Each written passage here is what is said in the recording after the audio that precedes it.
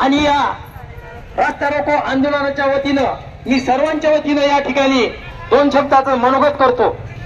आज सर्व बाजूनी उद्ध्वस्त झाली आणि रस्ते पण चांगले राहिले नाहीत, म्हणून एकही शेतकरी आत्महत्या करणार नाही।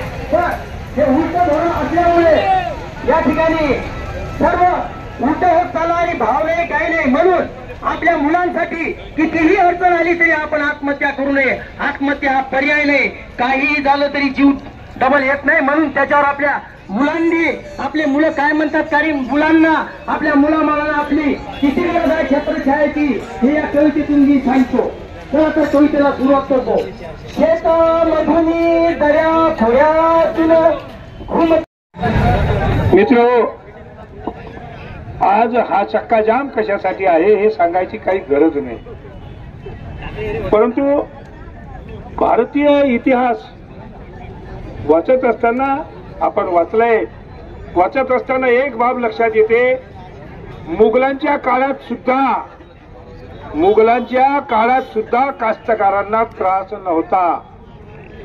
तो शेत सारा घ्यायचे, मात्र शेतीसाठी त्यांनी कधी त्रास दिला नाही।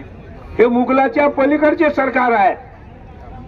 जेव्हा भाऊ गोड बोलते त्याचा तो स्वभाव आहे, गोड बोलते आणि कडू दोष पाजते कास्तकारांना।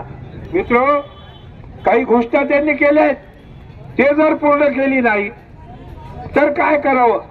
वंदनीय शिवसेना प्रमुख जेव्हा बोलायचे तेव्हा ते सांगायचे की आधी त्यांच्या कानात सांगा, तुमचे काम काय आहे ते आधी त्यांच्या कानात सांगा।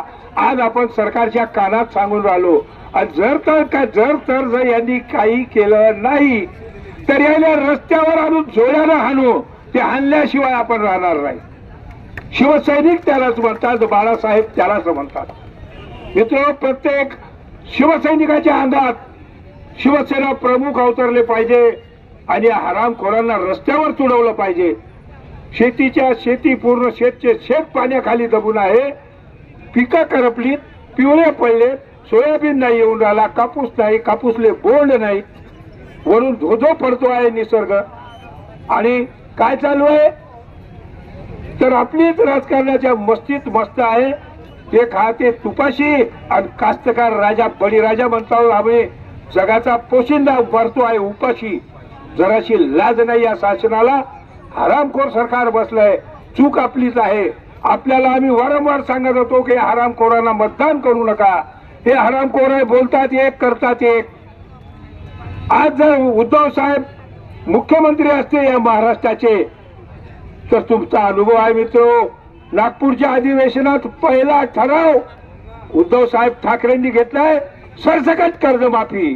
कोणतेही कागदपत्र नाही, कोणताही सातबारा नाही, काय नाही।